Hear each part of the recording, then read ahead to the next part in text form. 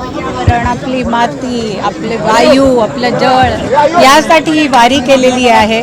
आणि आता महापूजा आहे, तर आषाढी एकादशीच्या ह्या पावन दिवशी खूपच छान वाटतंय आणि पूजेची वाट पाहतोय. विठ्ठलाकडे काय मागणार?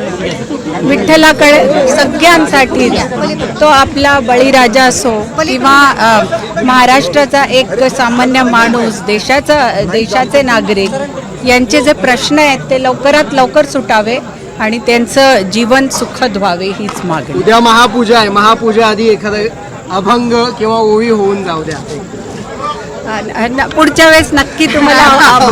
मॅम, एक शेवटचा प्रश्न घेते. आपण बघतोय पूर्ण देशभरात आंदोलन केलं जाते जेएनसी कडून. त्या आंदोलनावर तुमची नेहमी एक सेपरेट भूमिका असते, एक ठाम भूमिका असते. तर या आंदोलनावर तुमची काय भूमिका? आंदोलन जोपर्यंत त्या पेपर फुटीच्या बाबतीत आहे, नीटच्या, ते करेक्ट आहे. आणि आता गव्हर्नमेंट पण ऑलरेडी त्याच्या बाबतीत गव्हर्नमेंट कामं करत होती बॅक स्टेज. पुढे येऊन आता ते आपल्याला रिझल्ट्स पण कळत आहेत की ते फास्ट ट्रॅक कोर्ट्स असो किंवा त्यांची शिक्षा वाढवणं असो, जे यात अशा खराब कामांमध्ये आहेत. आणि वेगवेगळे हे लोक बदल आणत आहेत. तर मला वाटतं जसं स्टुडंट्सना अपेक्षित आहे की जेव्हा परीक्षा होतात तेव्हा पेपर फुटी नको व्हायला आणि त्यांच्यावर अन्याय नको व्हायला, तर यापुढे असं नाही होणार याची पूर्ण आपली सरकार तसदी घेते. याचा आनंद. गैरफायदा घ्यायचा प्रयत्न करतोय. राष्ट्रीय आणि राज्यातले कलाकार सुद्धा मोठ्या प्रमाणात उतरले. नक्कीच. आणि प्रत्येकाला, कोणत्याही माणसाला किंवा कलाकाराला आपले विचार प्रकट करण्याचा एक हक्क आहे, ते बजावतायत, ही चांगलीच गोष्ट. दोन ठाकरे एकत्र येऊन मोर्चा काढायला लागले, याचा गैरफायदा घ्यायचा प्रयत्न चालू आहे विद्यार्थ्यांच्या आंदोलनाचा. मला वाटतं की ते एकत्र येऊन काही करताहेत. इतके दिवस वेगळे होते, आता एकत्र आले आहेत, हीच एक चांगली गोष्ट आहे.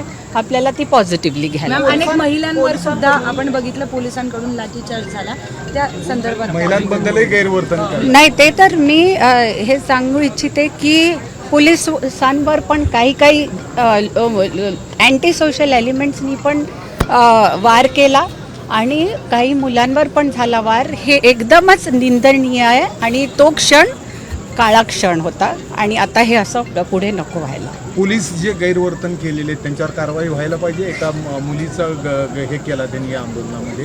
कोणीही कुठेही गैरवर्तन केलं असो, त्यांच्यावर नक्कीच ॲक्शन व्हायला पाहिजे. धन्यवाद. थँक्यू. मॅडम, काय मागायचं ते राहिलं पाहिजे. त्याच्यासमोर जे प्रश्न आहेत ते सुटो.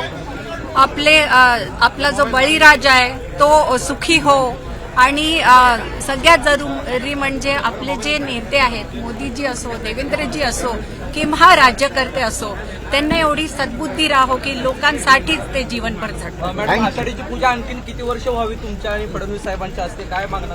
आम्ही तर जीवनभरच करणार ना, कुठेही असो, नागपूरमध्ये असो, मुंबईत असो, पंढरपूरला असो. आम्ही आपल्या घरून पण पूजा करतोच दरवर्षी. आषाढी एकादशीची पूजा, महापूजेचं बोलतो. महापूजा आम्ही घरून पण करतो. विश्वास आमचा तोच आहे महापूजेवर. पुढच्या वर्षी दिल्लीत जाणं होईल नाही, मला महाराष्ट्रातच राहायचंय आणि मी देवेंद्रजींना महाराष्ट्रातच ठेवणार.